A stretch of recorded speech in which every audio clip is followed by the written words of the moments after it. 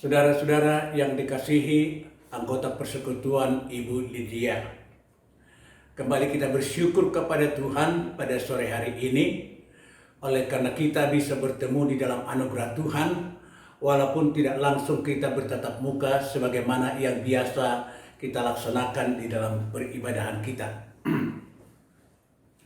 Namun situasi yang sedang kita hadapi dengan COVID-19 sekarang tidak akan menghalangi kita untuk beribadah kepada Tuhan, untuk membina kehidupan beriman kita kepada Tuhan, karena kita tahu bahwa yang paling penting bagi kita ialah Tuhan Yesus Kristus, dan sekaligus itu firman-Nya merupakan modal yang utama bagi kita di dalam menghadapi segala sesuatu yang terjadi kepada kita dalam kehidupan ini.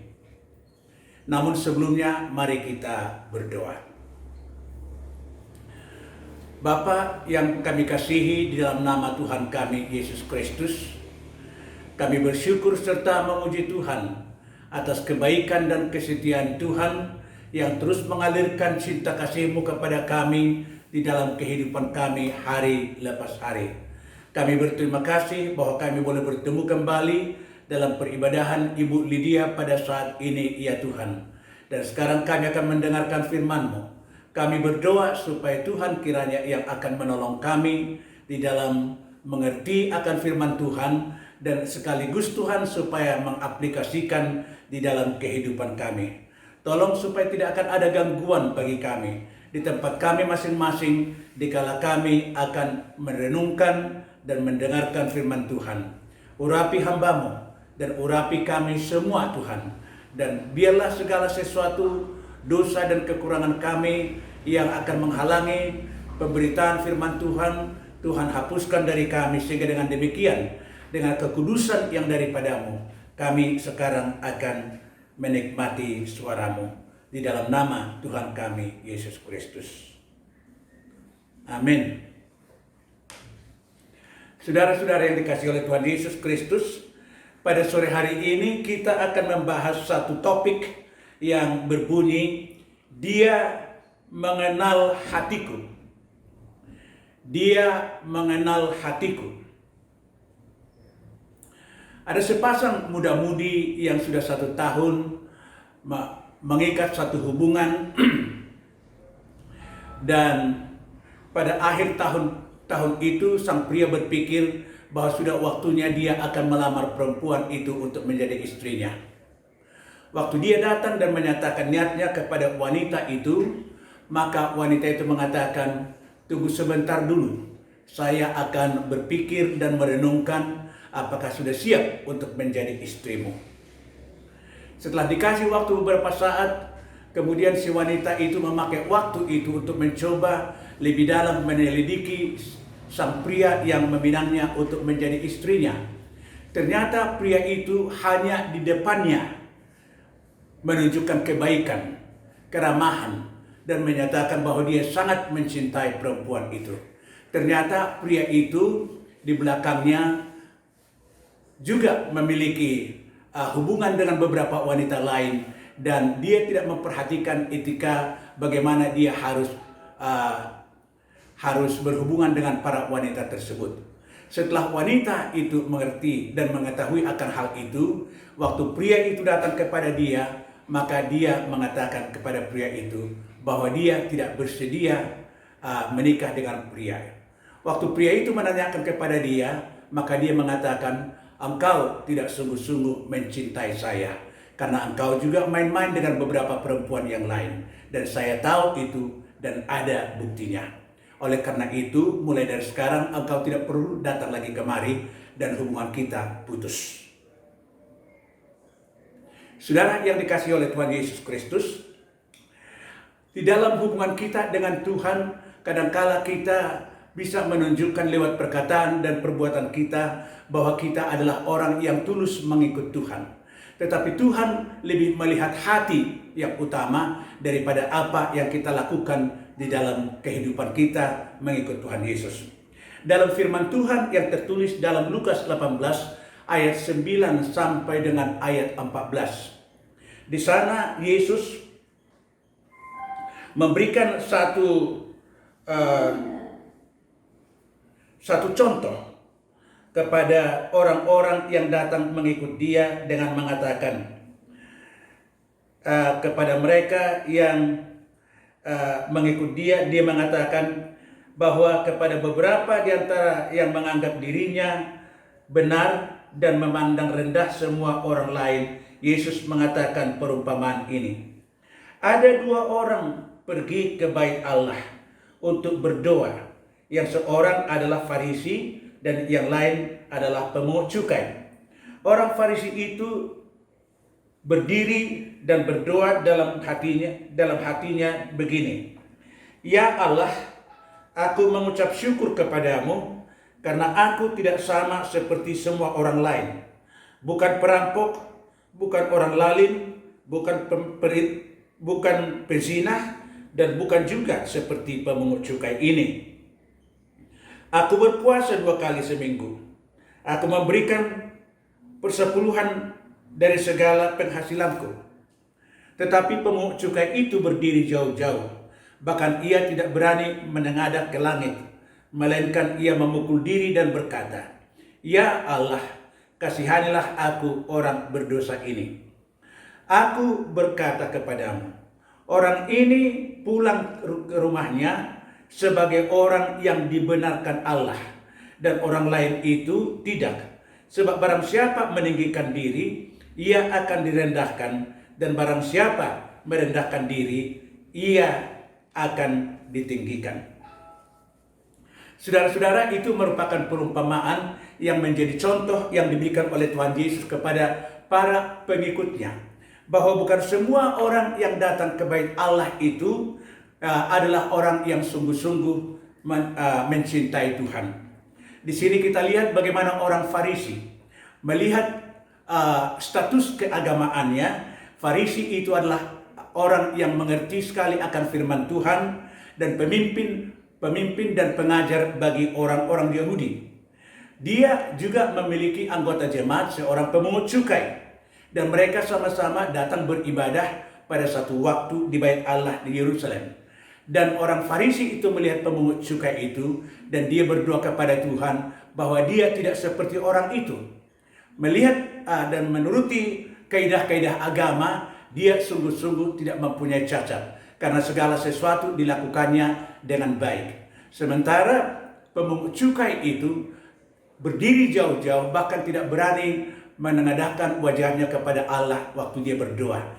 Dia memukul dadanya di dalam kesadaran bahwa dia adalah orang yang tidak layak datang kepada Tuhan karena dia orang berdosa. Tetapi apa kemudian yang dikatakan oleh Yesus sebagai kesimpulan? Yesus tidak melihat apa yang dilakukan oleh orang Farisi itu.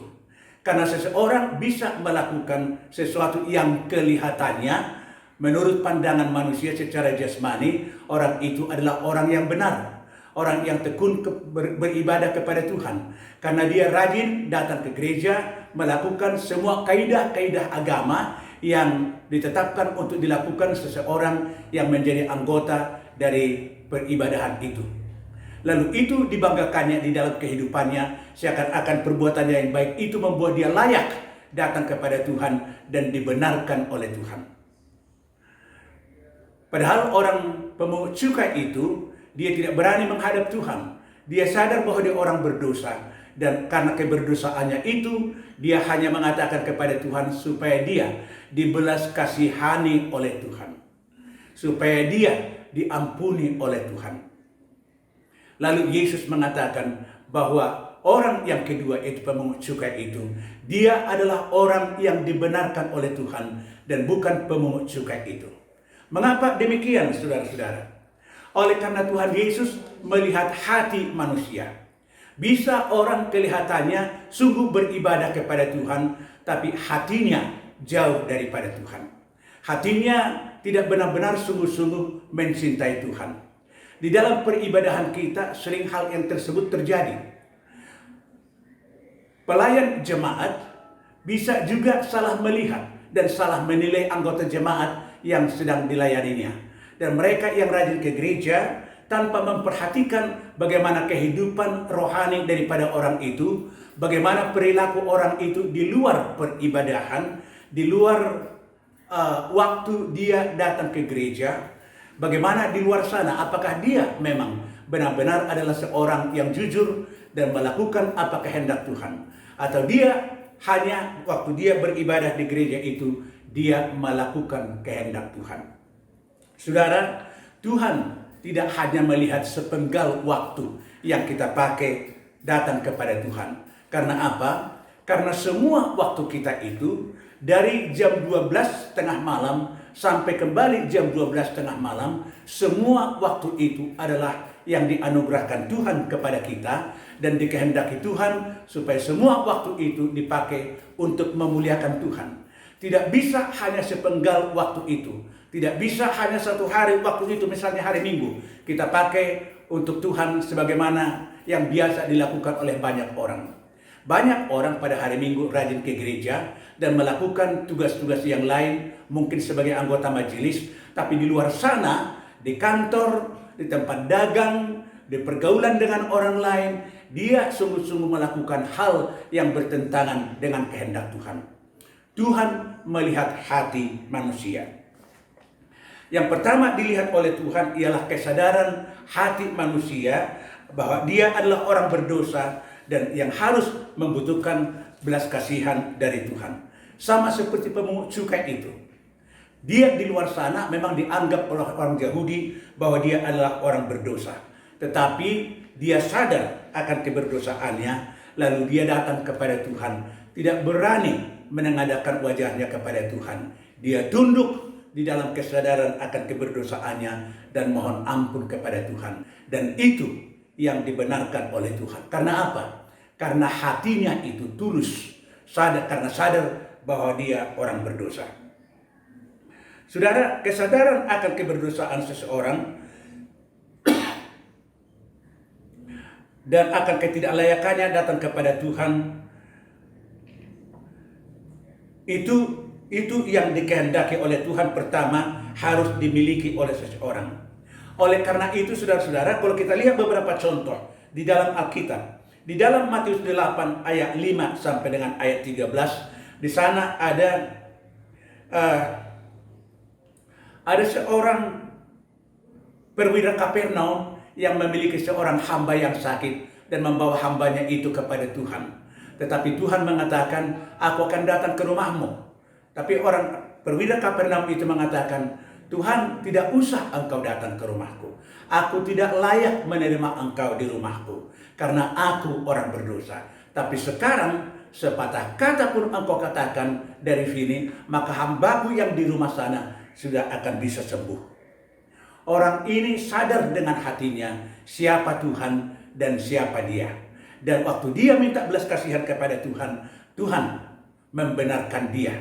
Karena dia tahu bahwa orang ini hatinya benar-benar mau datang kepada Tuhan. Di dalam Lukas 15 ayat 11 sampai dengan ayat yang ke-32, kita lihat di sana waktu Tuhan Yesus dijamu oleh orang Farisi untuk makan di rumahnya. Tiba-tiba nyelonong seorang perempuan pelacur yang dulunya harus dia mati dilempari dengan batu oleh orang Farisi. Tapi orang Farisi membawa wanita itu kepada Yesus untuk mencobai Tuhan Yesus. Lalu Yesus mengatakan, waktu mereka mengatakan kepada Yesus, apa yang harus dilakukan kepada wanita ini? Karena dia kedapatan berzina. Lalu Tuhan Yesus diam dan menulis di tanah. Kita tidak tahu apa yang dituliskannya di tanah. Apakah dia menulis mengatakan, kenapa hanya perempuan ini kamu bawa? Kalau berzina tidak mungkin hanya satu. Harus terlibat dua orang, laki-laki dan perempuan. Di mana laki-laki itu? Mengapa laki-laki itu juga tidak dibawa? Tapi itu tidak diucapkan oleh Tuhan Yesus. Dan kita juga tidak tahu apakah itu memang yang dituliskan oleh Tuhan Yesus waktu dia menulis di tanah. Lalu waktu orang Farisi itu bertanya lagi kepada Yesus, maka Yesus mengatakan, menurut hukum Taurat, apa yang akan dilakukan dengan orang ini? Lalu mereka mengatakan, menurut hukum Taurat, orang ini harus dilempari dengan batu sampai dia mati. Lalu Yesus mengatakan, siapa yang tidak berdosa, biarlah dia yang mulai melempari wanita ini dengan batu. Lalu orang Farisi setelah mendengarkan itu, diam-diam mereka satu persatu meninggalkan wanita itu bersama dengan Tuhan Yesus. Lalu Yesus bertanya kepada perempuan itu, "Mengapa orang itu pergi? Mengapa orang itu tidak menghukum engkau? Kalau mereka tidak menghukum engkau, aku pun tidak akan menghukum engkau. Tapi pergilah dan jangan melakukan dosa lagi." Melihat cinta kasih Tuhan Yesus yang menyelamatkan dia dari kematian, wanita itu datang ke rumah orang Farisi yang menjamu Tuhan Yesus itu. Dan kemudian dia meminyaki kaki Tuhan Yesus, dan dengan rambutnya dia menyeka kaki Tuhan Yesus. Dan itu dilihat oleh orang Farisi itu.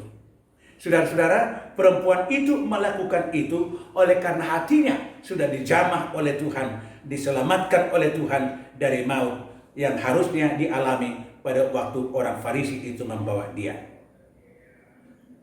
Itu sebabnya Tuhan Yesus mengatakan bahwa di dalam Ulangan 6 ayat yang kelima, hukum yang utama ialah mengasihi Allah dengan segenap hati, dengan segenap jiwa, dan dengan segenap akal budi. Yesus atau Tuhan tidak terus mengatakan mengasihi Tuhan Yesus ialah dengan melakukan ini dan itu. Tapi Tuhan lebih dulu berbicara mengenai soal hati. Mengasihi Tuhan Allah dengan hati, dengan jiwa, dengan pikiran atau akal budi. Saudara, kalau hati sudah mengasihi Tuhan, pastilah dia akan berbuat hal yang menyenangkan hati Tuhan. Pastilah perbuatan-perbuatannya juga adalah perbuatan yang tidak akan melukai hati Tuhan.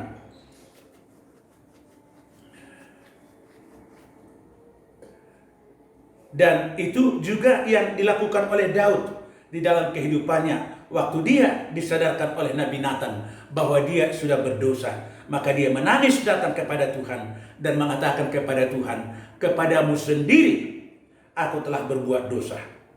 Kepadamu sendiri ya Tuhan, aku telah berdosa." Dalam Mazmur 51 ayat 5 dan ayat yang ke-6 itu.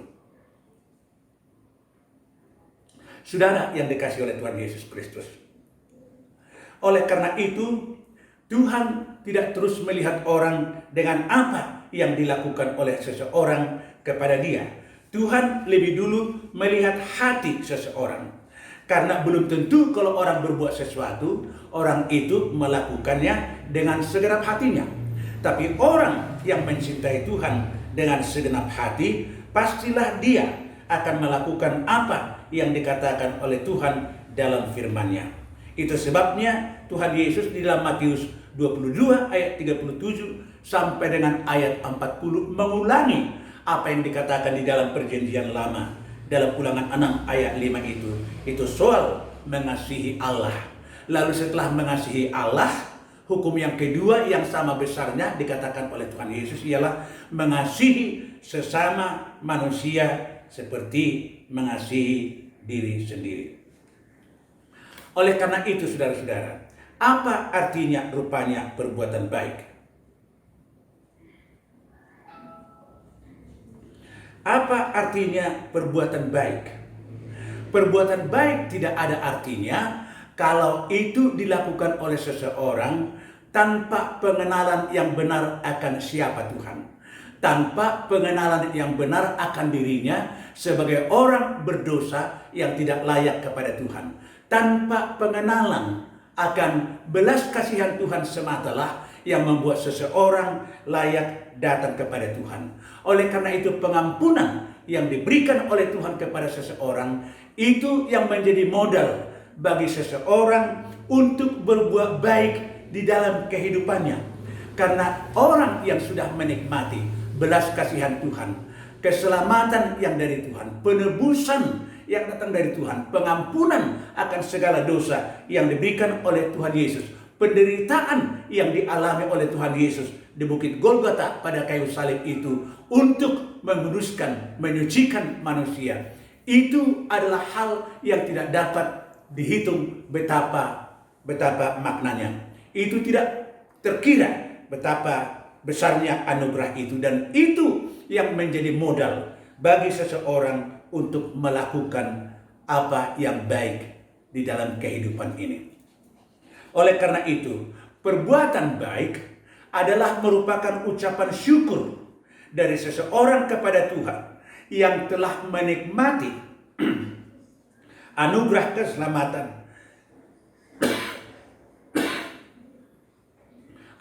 keselamatan, yang telah diberikan oleh Tuhan kepada dia. Dan oleh karena itu, perbuatan baik itu adalah perbuatan yang dilakukan oleh seseorang untuk memuliakan Kristus dan untuk memuji Allah. Dalam Filipi 1 ayat 11, Paulus mengatakan itu kepada jemaat Filipi. Berbuat baik itu adalah untuk memuliakan Kristus.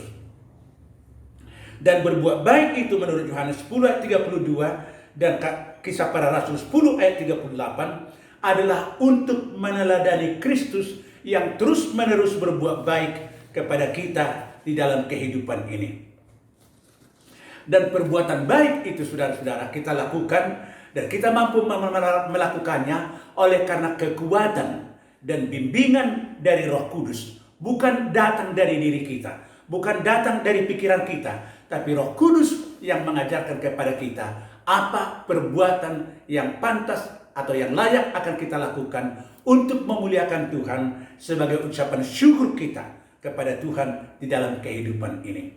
Itu sebabnya kalau menurut Paulus bahwa memberikan hidup ini pun untuk kemuliaan Tuhan, kalaupun kita akan mengalami maut, itu tidak seberapa dibanding dengan apa yang diberikan oleh Tuhan kepada kita. Tuhan mengenal hati. Maka Paulus mengatakan, bagiku hidup adalah Kristus dan mati adalah keuntungan.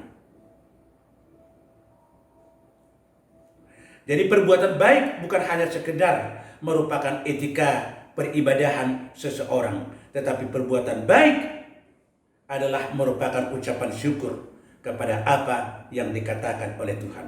Itu sebabnya dalam perjanjian lama, misalnya dalam Yesaya 1 ayat 11 sampai dengan ayat 15, Allah mengatakan melalui Nabi Yesaya kepada orang Israel, untuk apa korban bakaranmu itu? Untuk apa korban sembelihanmu itu kau bawa ke bait Allah? Aku sudah bosan dengan itu. Aku sudah jijik dengan itu.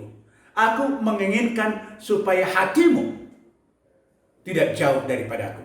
Tetapi kalau kamu pun memberikan ucapan syukur itu, dan kamu dengan mulutmu memuji aku, tapi karena hatimu jauh daripada aku, semua perbuatanmu itu sangat melelahkan aku, kata Tuhan.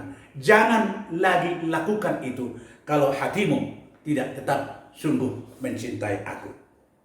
Saudara-saudara, kalau kita melihat kehidupan peribadahan kita pada saat ini, jangan-jangan kita ini adalah orang Kristen yang hanya sekedar melakukan kaidah-kaidah keagamaan.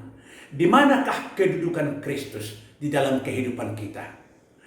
Bagaimanakah keyakinan kita akan besarnya pengorbanan Tuhan Yesus kepada kita di kayu salib? Memang sering kita mengatakan, Yesus mati untuk aku, Yesus mati untuk aku, Yesus mati karena dosa-dosaku. Tapi benarkah hati kita menyadari besarnya pengorbanan Allah itu demi kita? Allah tidak segan-segan memberikan anaknya yang tunggal, yang paling berharga bagi dia.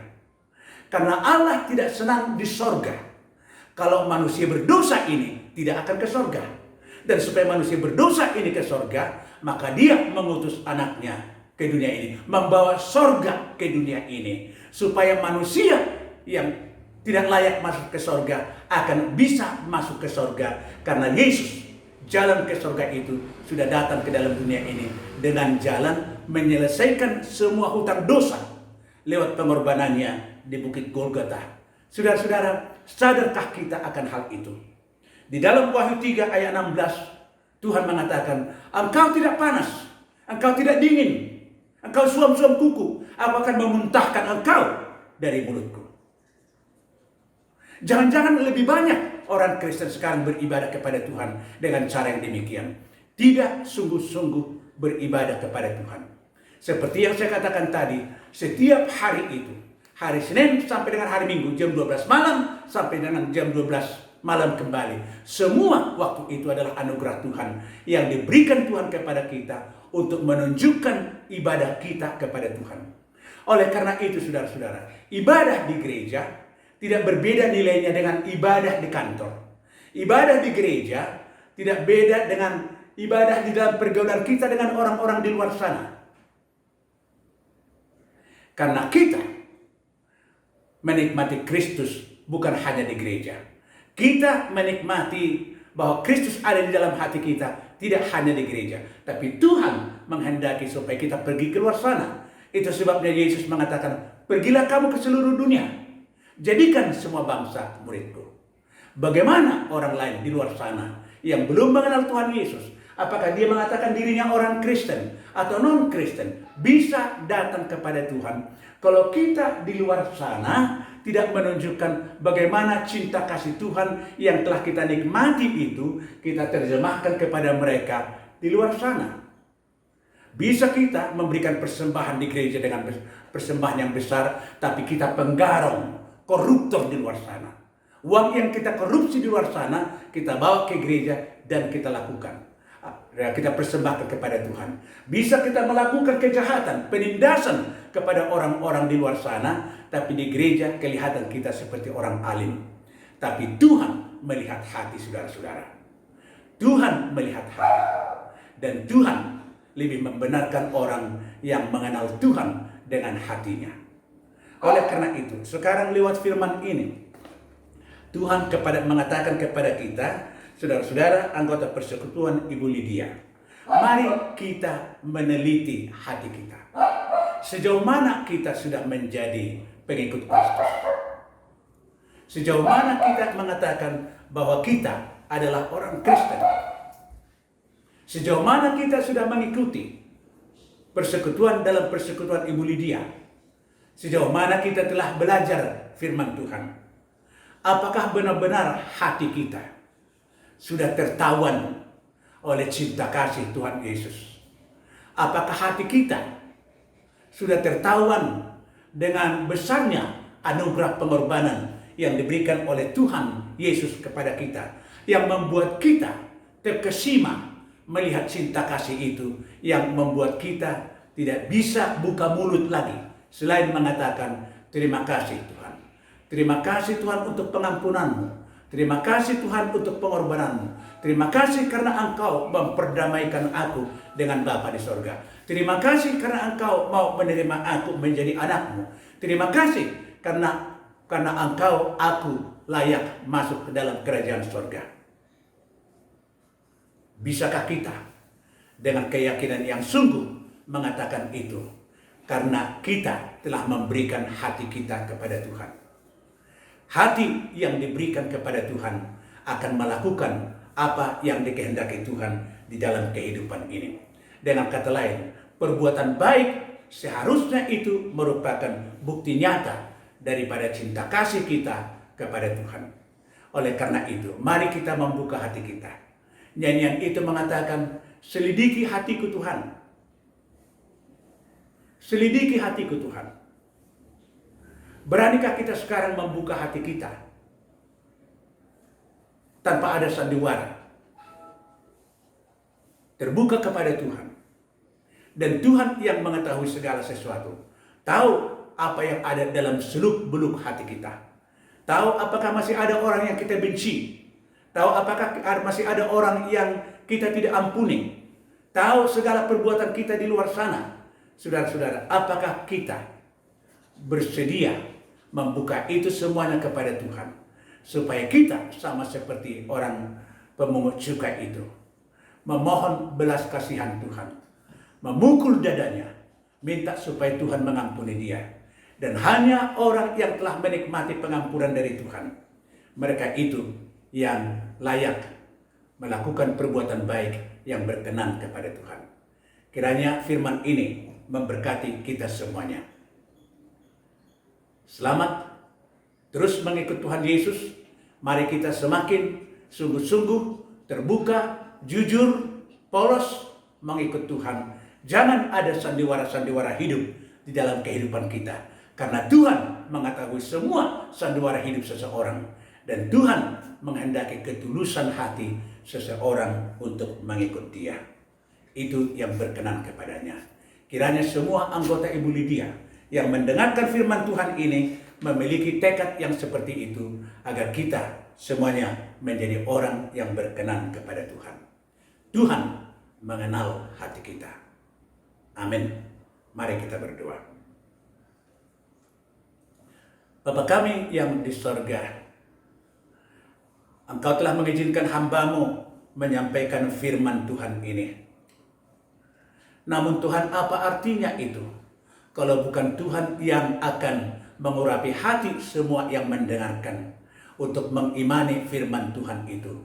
Oleh karena itu, biarlah firman yang kami dengarkan pada hari ini menjadi rema di dalam kehidupan setiap kami, yang kemudian mengubah hidup kami. Betapa Tuhan menginginkan orang-orang yang mengikut Engkau di dalam kesadaran dan ketulus ikhlasan bahwa dia hanya layak menjadi milik Tuhan karena pengampunan yang diberikan oleh Tuhan kepada dia. Biarlah kami menyadari akan hal itu, Tuhan. Dan setiap anggota Ibu Lydia tidak ada yang akan ketinggalan, baik pengurus dan baik anggota biasa, Tuhan. Semua kami adalah orang-orang yang tulus mengikut Tuhan. Tidak ada sandiwara hidup di dalam kehidupan kami. Terpujilah Engkau. Berkati anak-anak-Mu semuanya. Lindungi mereka dari mara bahaya, apakah karena penyakit atau apakah karena hal-hal yang lain.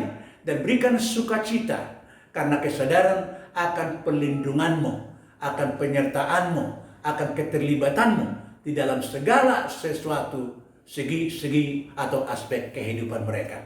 Berkati keluarga mereka dan semua mereka yang mereka kasihi. Kalau ada di antara mereka yang sakit, ya Tuhan, seperti yang kami dengarkan bahwa ada anggota Ibu Lydia yang sakit. Ketua yaitu Ibu Nahampun Elfrina Buru Purba, Tuhan, bersama dengan suami dan seorang anaknya juga masih tetap melaksanakan isolasi mandiri itu oleh karena penyakit COVID yang mereka derita. Kami berdoa supaya kesembuhan yang sejati itu Engkau berikan kepada mereka, sehingga mereka bisa kemudian bersama-sama dengan kami untuk terus melayani Tuhan. Terima kasih Tuhan, persembahan yang diberikan oleh anak-anak-Mu ini juga berkati. Dan kami akan menutup ibadah ini. Dengarlah Tuhan doa kami yang akan kami doakan bersama-sama. Bapa kami yang di sorga, dikuduskanlah nama-Mu. Datanglah kerajaan-Mu. Jadilah kehendak-Mu di bumi seperti di sorga.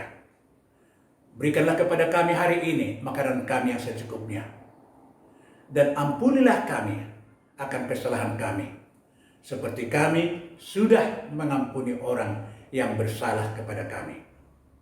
Dan janganlah membawa kami ke dalam pencobaan, tetapi lepaskanlah kami daripada yang jahat. Karena Engkaulah yang mempunyai kerajaan dan kuasa dan kemuliaan sampai selama-lamanya. Amin. Maka biarlah anugerah Tuhan kita Yesus Kristus, kasih setia yang dari Allah Bapa, bimbingan, pertolongan dari Roh Kudus akan menyertai kita dan menyertai semua mereka yang kita kasihi itu, sekarang sampai dengan Maranatha. Amin.